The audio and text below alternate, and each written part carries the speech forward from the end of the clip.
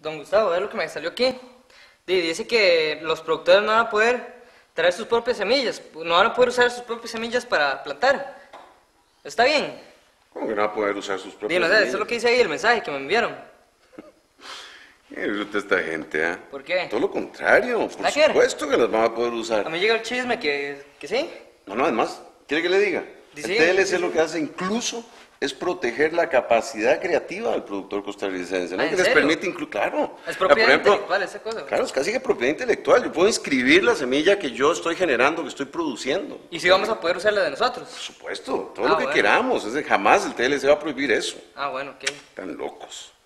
Yo sí voy por Costa Rica. ¿Y usted?